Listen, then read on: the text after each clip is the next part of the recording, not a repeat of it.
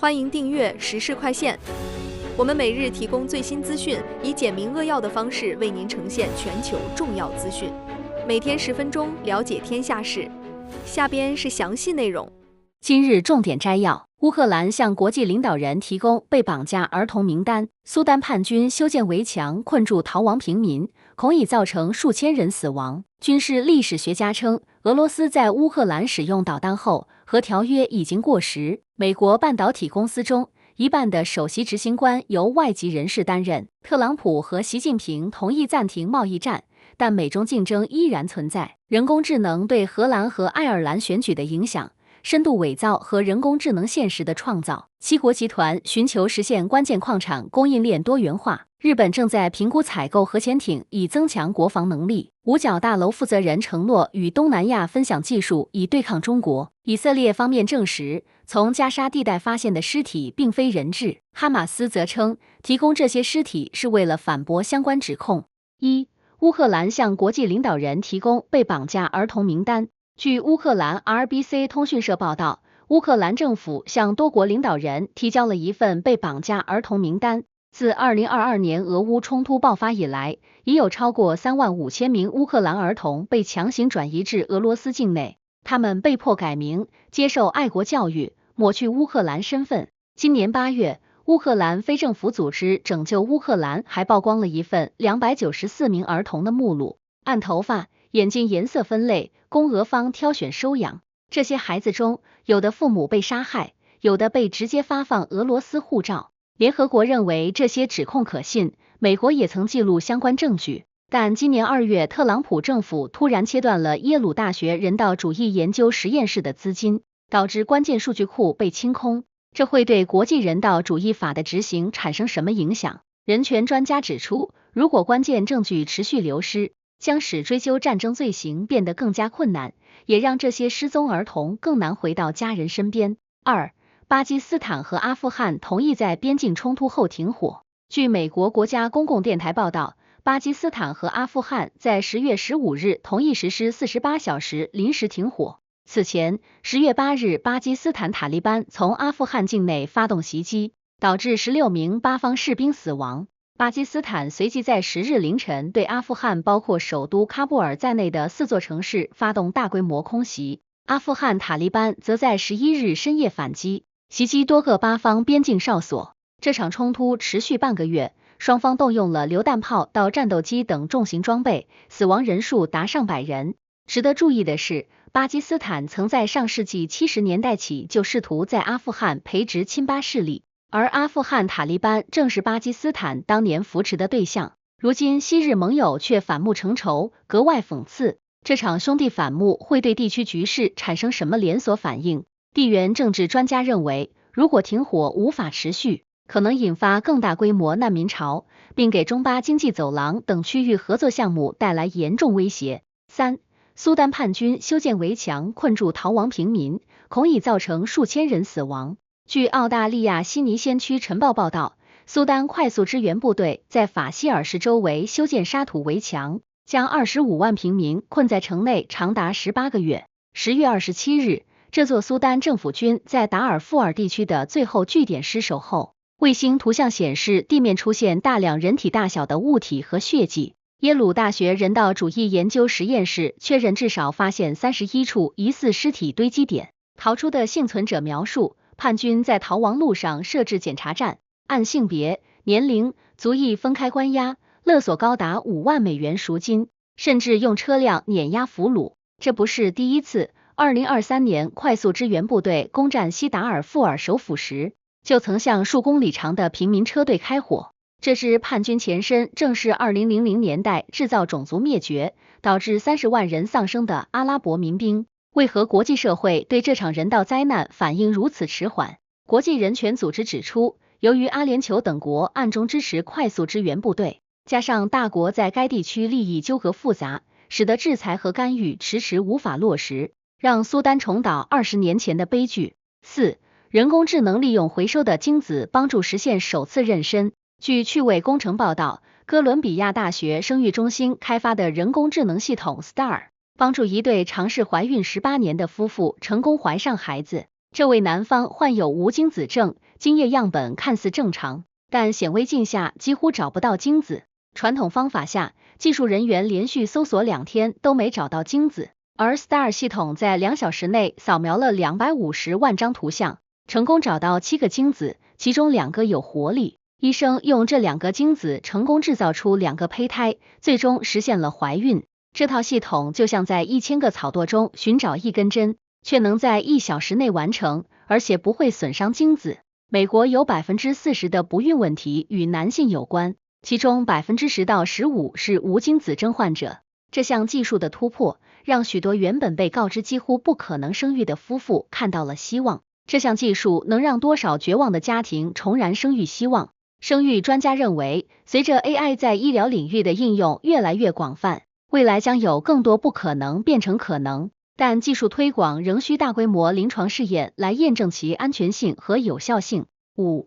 军事历史学家称，俄罗斯在乌克兰使用导弹后，核条约已经过时。据意大利《每日报》报道，乌克兰外长证实，俄罗斯自8月以来已向乌克兰发射23枚 9M729 导弹，这款导弹射程达2500公里，能携带核弹头或常规弹头。正是它的秘密研发，导致美国在2019年退出了中程核力量条约。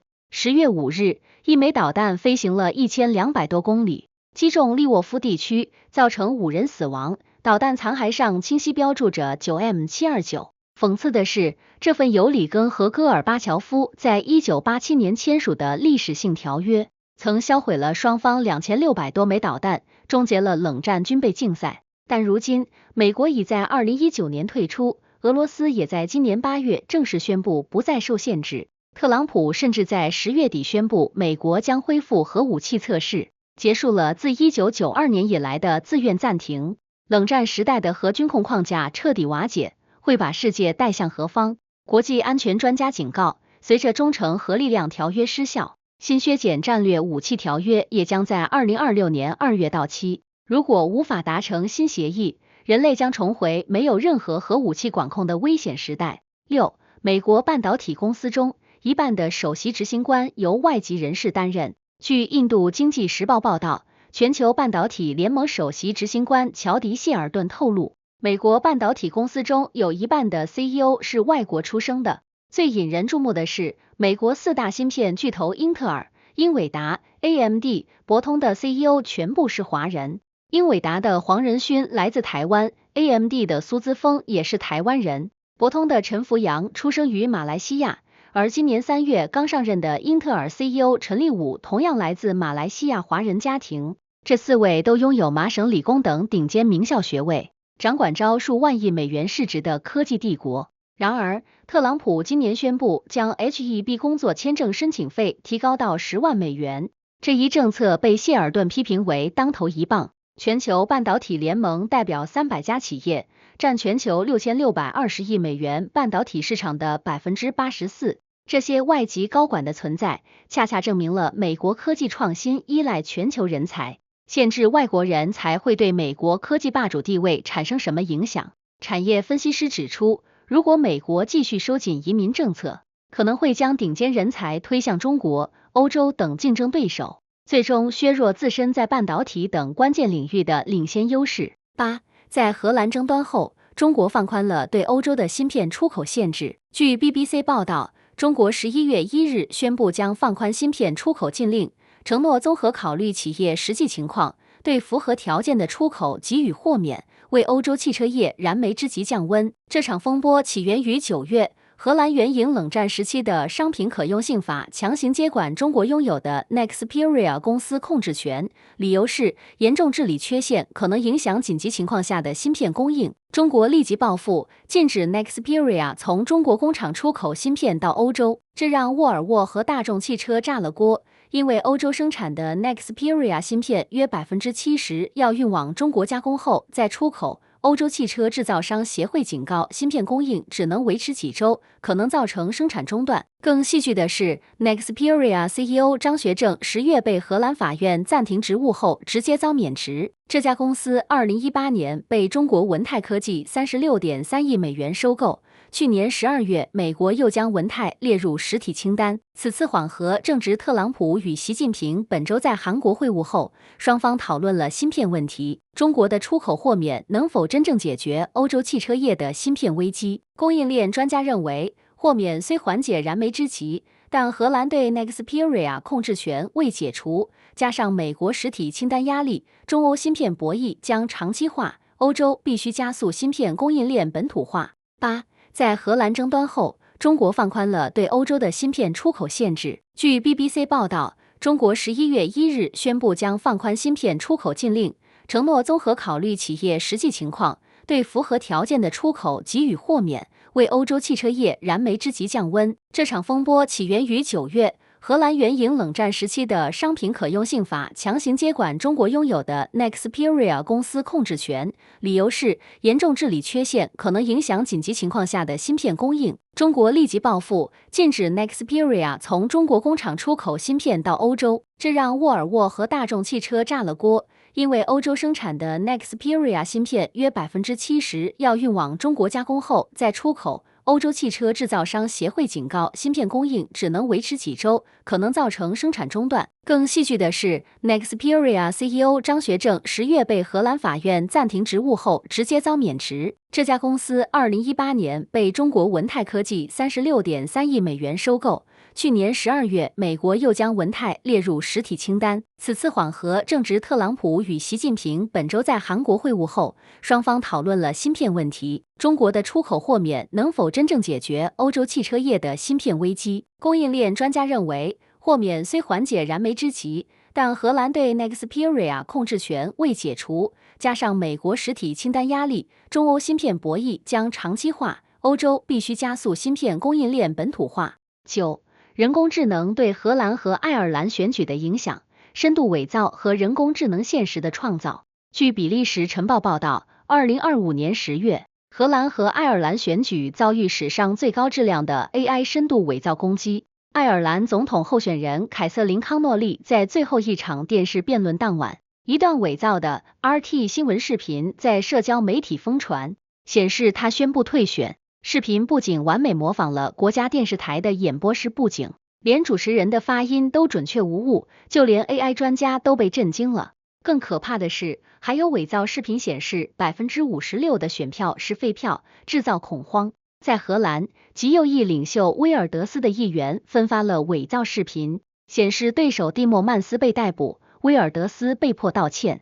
这些视频在几小时内获得数百万浏览。虽然 Meta 和 YouTube 最终删除，但为时已晚。研究显示，即使人们知道是假的，视频传达的刻板印象仍会留在脑海中。自2021年以来，全球已有38个国家在选举中遭遇深度伪造，影响38亿人口。AI 深度伪造会彻底摧毁民主选举的公信力吗？选举专家指出，传统的事实核查已经无法跟上 AI 造假的速度。各国必须立法强制标注 AI 内容，否则我们将进入一个不能相信任何所见的后真相时代。10. 中国提议在亚太经合组织会议上成立全球人工智能机构，以制定治理规则。据 CNBC 报道，2025年10月31日至11月1日，APEC 第32次领导人非正式会议在韩国庆州举行，主题是共建可持续的未来，连接、创新、繁荣。会议聚焦人工智能、数字经济等议题。值得注意的是，韩国总统李在明在会上发起人工智能倡议，希望 AI 惠及所有人成为 APEC 新常态。中国方面，7月在上海举办的世界人工智能大会暨人工智能全球治理高级别会议，国务院总理李强出席并致辞，展现了中国在 AI 治理领域的积极态度。而在国际层面，国际标准化组织、国际电工委员会和国际电信联盟计划12月在首尔召开国际人工智能标准峰会，回应联合国全球数字契约的呼吁。值得一提的是，2026年 APEC 会议将在中国深圳举办，届时中国或将在 AI 治理方面发挥更大作用。全球 AI 治理机制能否在大国博弈中真正落地？科技政策专家认为，虽然各国都认识到 AI 治理的重要性，但在标准制定、数据主权等核心问题上分歧巨大，真正达成有约束力的国际协议仍需漫长博弈。11. 美国财政部长称中国限制稀土出口是个错误。据薄荷报报道，美国财长贝森特11月1日接受《金融时报》采访时直言，中国实施稀土出口管制犯了一个大错。他说，中国把枪摆到桌上是一回事，朝天开枪警告又是另一回事。贝森特认为，中国的做法反而提醒了全世界注意这个风险，让各国意识到对中国稀土的危险依赖。背景是，中国商务部10月9日宣布，自11月8日起对稀土技术实施出口管制，因为中国控制全球 90% 的稀土精炼产能，美国 75% 的军工供应链依赖中国。此举引发全球恐慌，美国 F-35战斗机、电动汽车等关键产业面临断供风险。贝森特甚至威胁要设立稀土价格下限，建立战略矿产储备，并声称美国将在2年内打破中国稀土垄断。但讽刺的是，他同时又在积极与中国谈判，希望中方取消限制。中国的稀土王牌能否真正改变中美博弈格局？资源战略专家指出，稀土确实是中国重要筹码，但过度依赖资源武器也可能加速其他国家寻找替代方案，最终削弱中国的长期优势。关键是如何平衡短期威慑与长期战略利益。12. 中国暂停稀土出口管制1年，欧盟受益。据政治报报道，美国财长贝森特10月27日透露，在中美马来西亚谈判后，中国同意推迟1年实施稀土出口管制。就在特朗普和习近平于韩国 APEC 峰会会晤后，中国宣布暂停部分出口限制，这对严重依赖中国稀土的欧盟来说是重大利好。欧盟 90% 的新能源汽车电机材料来自中国。此前，中国10月9日宣布的管制措施覆盖稀土开采、冶炼分离、磁材制造等全产业链技术，一旦实施将重创全球供应链。消息公布后，美国稀土矿业股票暴跌，Critical Metals 跌 17%，USA Rare Earths 跌 12%，因为投资者意识到短期内美国仍无法摆脱对中国的依赖。贝森特虽然嘴硬称我们有抵消措施，但实际上美国稀土开采、加工能力几乎为零。这次暂停更像是中美贸易战中的临时休战，为双方争取了12个月的缓冲期。1年后，中国会否重启稀土限制？全球该如何应对？产业链专家预测，这1年将是全球稀土供应链重组的关键窗口期。美国、欧盟、日本都将加速开发替代供应源，但完全摆脱对中国的依赖至少需要5到10年。短期内，中国仍握有主动权。13. 蓝色起源公司测试用于 NASA 火星任务的新型格伦火箭。据美国太空网报道，蓝色起源公司在10月30日成功完成新格伦火箭的静态点火测试，其台 B4 发动机全功率运行22秒，性能完美。这枚高达98米的巨型火箭将执行 NASA 的 ESCAPADE 火星任务，最快11月9日发射2颗探测器前往火星研究磁场环境。这是新格伦火箭的第2次飞行，也是其首次星际任务。相比今年1月首飞时回收失败，贝佐斯这次信心满满的表示要让助推器成功着陆。值得一提的是，这项耗资8000万美元的任务，将是 NASA 自2020年毅力号之后首个火星探测项目，也标志着商业航天正式迈入深空探索时代。新格伦火箭能否一雪首飞回收失败的前耻，在火星任务中实现完美着陆？航天专家认为，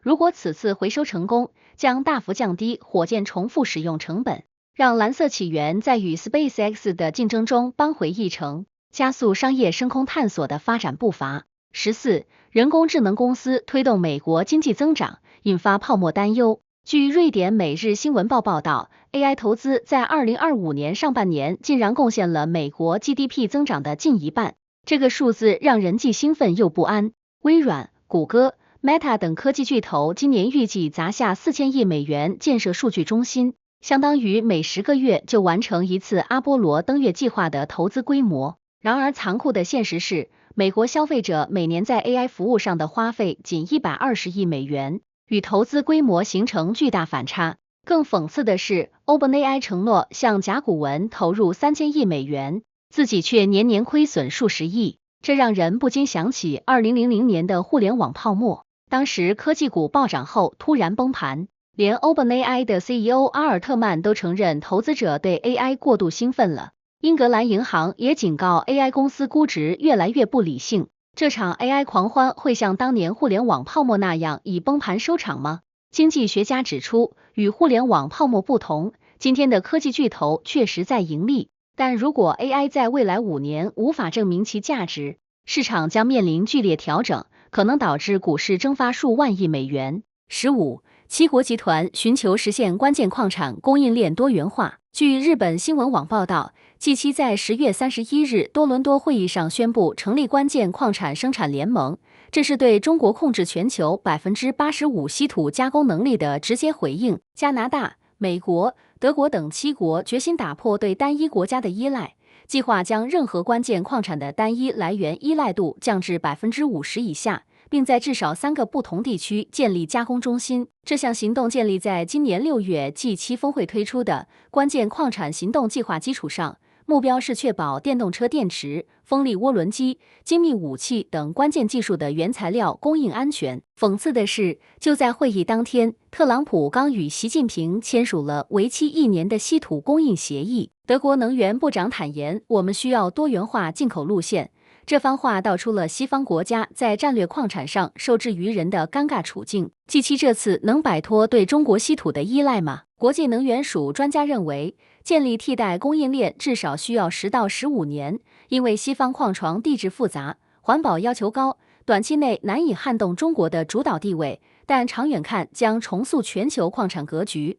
16. 埃及在吉萨金字塔附近开设了大埃及博物馆。据美联社报道，耗资超10亿美元、历时20多年建设的大埃及博物馆终于在11月1日盛大开幕。这是全球最大的单一文明博物馆。博物馆距离吉萨金字塔仅2公里，占地50万平方米，展出超10万件文物，其中最震撼的是图坦卡蒙墓中5000多件珍宝首次完整展出，包括那副举世闻名的黄金面具。埃及总统塞西将这一天定为全国公休日。各国元首和王室成员齐聚开幕式。博物馆的设计也别具匠心，6层高的大楼梯两侧排列着法老雕像，顶端直面金字塔美景，屋顶倾斜角度精准对准大金字塔顶端。回想1992年项目首次提出时，谁能想到会经历阿拉伯之春、政变、新冠疫情和中东战争的重重延误。如今博物馆终于揭开面纱，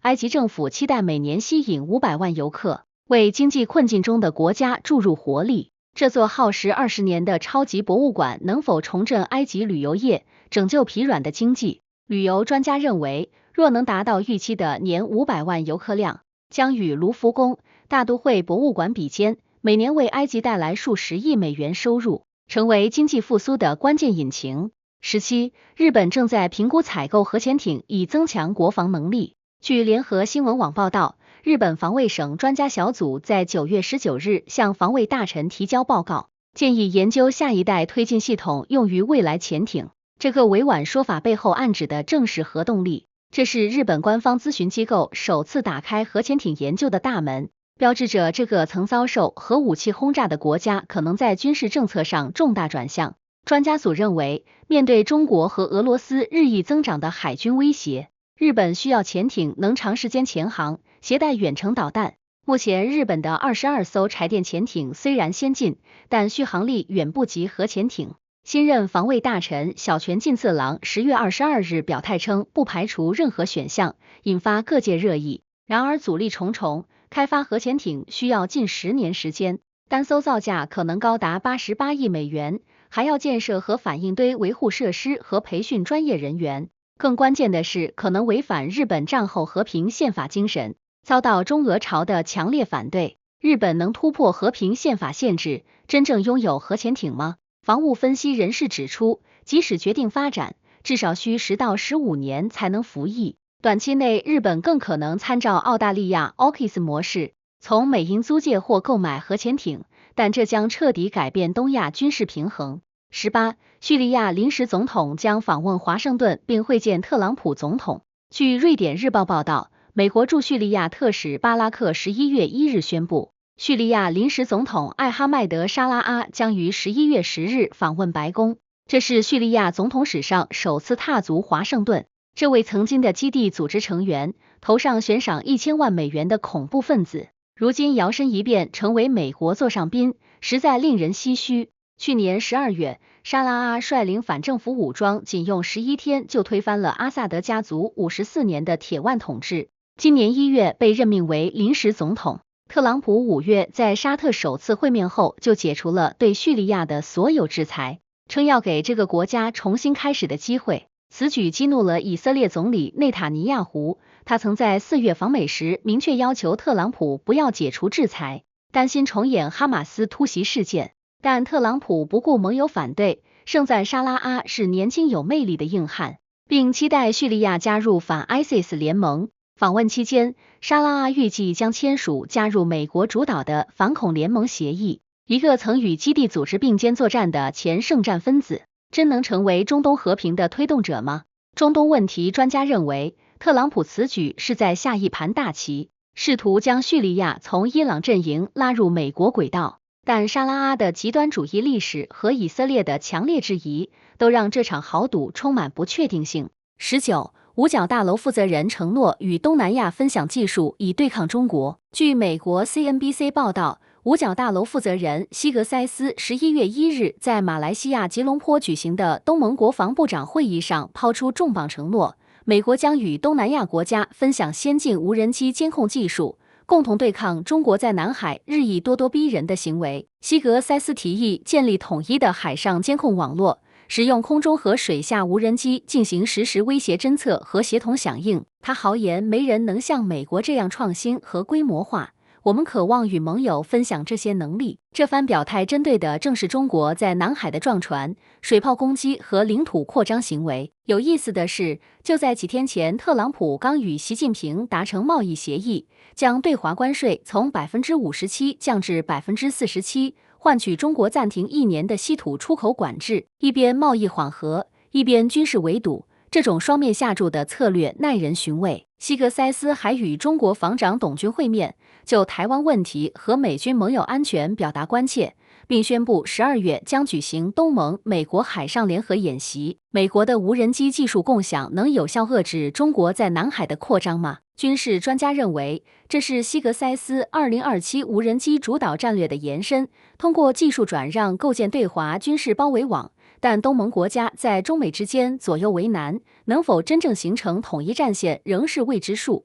20. 由于 SpaceX 面临延误， NASA 寻求替代月球着陆器。据加拿大 CTV 新闻报道， NASA 代理署长达菲10月20日在 CNBC 采访中痛批 SpaceX 进度拖延，宣布重新开放 Artemis III 月球登陆任务的着陆器合同竞标。达菲直言，他们一再推迟时间表，而我们正在与中国赛跑，决定让其他航天公司与 SpaceX 竞争。这可是个惊天逆转。要知道 NASA 早在2021年就选定了 SpaceX 的星舰作为月球着陆器，为此投入29亿美元。然而星舰今年遭遇3次爆炸和1次地面起火，关键的轨道加注技术至今未能验证。 NASA 安全顾问小组更是直言，星舰可能延误数年，无法支持2027年的登月计划。贝佐斯的蓝色起源因此迎来翻身机会，其蓝月亮着陆器虽然技术更保守，但进展稳定，首个货运版本计划2026年发射。洛克希德马丁也暗示正在开发快速登月方案。中国计划2030年实现载人登月，美国这场登月竞赛正变得越来越紧张。SpaceX 会被 NASA 踢出登月计划吗？航天分析师认为 NASA 不太可能完全放弃 SpaceX， 更可能采取双保险策略，让蓝色起源和 SpaceX 同时推进，但这意味着成本和时间的双重增加。21. 以色列方面证实，从加沙地带发现的尸体并非人质，哈马斯则称提供这些尸体是为了反驳相关指控。据 BBC 报道，以色列11月1日证实，哈马斯本周通过红十字会交还的3具尸体经鉴定并非任何人质遗体，这给脆弱的加沙停火协议蒙上新阴影。哈马斯武装组织随后发表声明称，他们周五主动提出交还未确认身份尸体的样本，但以色列拒绝接收样本，而要求完整遗体。我们交出这些尸体是为了反驳敌人的指控。目前仍有11名已故人质的遗体被扣押在加沙。自10月10日停火生效以来，哈马斯已归还17具人质遗体，但进程极其缓慢。更令人震惊的是，以色列无人机本周拍到哈马斯成员导演发现人质遗体的全过程，先从建筑物中取出遗体埋在附近，再假装挖掘发现。死者家属痛斥这是操纵和欺骗。以色列指控哈马斯明知遗体位置却故意拖延，哈马斯则辩称加沙90%建筑被毁导致搜寻困难，双方各执一词。特朗普已公开指责哈马斯违反协议，威胁采取行动。这场遗体拉锯战会彻底摧毁加沙停火协议吗？中东问题专家认为，遗体归还问题已成为停火最大破坏因素。若本周内无法取得实质进展，以色列可能以哈马斯违约为由重启军事行动，2年战争恐再次爆发。22，五角大楼授予 SpaceX 公司20亿美元合同，用于制造导弹跟踪卫星。据 Engadget 报道，五角大楼即将授予 SpaceX 一份价值20亿美元的重磅合同，用于开发最多600颗导弹和飞机跟踪卫星。这是特朗普5月提出的金色穹顶反导系统的核心组成部分。这个系统灵感来自以色列的铁穹防御系统，但规模要庞大得多。资金早在7月已被纳入特朗普签署的开支法案，但五角大楼直到现在才公布承包商。这些卫星将部署在近地轨道，形成空中移动目标指示器网络，实时追踪导弹和飞机。SpaceX 还将参与另外2个机密卫星系统，代号 Milnet 的军事安全通信系统和地面车辆跟踪系统。凭借超过1万颗星链卫星的运营经验， SpaceX 在制造和部署速度上无人能敌。五角大楼官员认为，这使其独特胜任紧急国防需求。整个金色穹顶项目预计耗资数千亿美元，20亿只是第一笔。这标志着五角大楼正从传统军工企业转向商业航天公司的重大战略转变。SpaceX 能在特朗普任期内建成金色穹顶吗？国防专家认为，以 SpaceX 的制造速度，在2029年前部署数百颗卫星具有可行性，但整个系统的完善需要数十年，这更像是美国导弹防御体系的一次革命性升级。23，在蒂努布拒绝接受宗教自由认定后，特朗普命令五角大楼计划对尼日利亚采取军事行动。据波士顿 WAV 电视台报道，特朗普11月1日在社交媒体上发出震撼宣言，称已指示五角大楼准备对尼日利亚采取可能的军事行动，威胁要全副武装进入那个现已蒙羞的国家，彻底消灭那些犯下可怕暴行的伊斯兰恐怖分子。此前一天，特朗普将尼日利亚列为特别关注国，指控其政府纵容基督徒大屠杀，声称基督教在尼日利亚面临生存威胁。尼日利亚总统蒂努布迅速发表声明反驳，称将尼日利亚定性为宗教不宽容国家不符合现实。我们的宪法保障所有信仰公民的权利。尼日利亚人口 2.2 亿，基督徒和穆斯林各占一半。特朗普的指控呼应了右翼参议员克鲁兹数周前的基督徒大屠杀说法，但专家数据显示，2020到2025年针对基督徒的暴力事件造成318人死亡，远非大屠杀。尼日利亚2020年曾被列入该名单，但2023年在国务卿布林肯访问前被移除以改善关系。如今特朗普此举被指受国内右翼宗教势力推动，将宗教问题政治化。特朗普真会对尼日利亚发动军事打击吗？地缘政治专家认为，这更像是特朗普向国内福音派支持者示好的政治表演，实际军事行动可能性极低，但威胁已严重损害美尼关系，可能迫使尼日利亚倒向中俄阵营。新闻日日更，世界在手中。今天的时事快线就到这里啦，有想法的朋友我们评论区聊聊，明天见。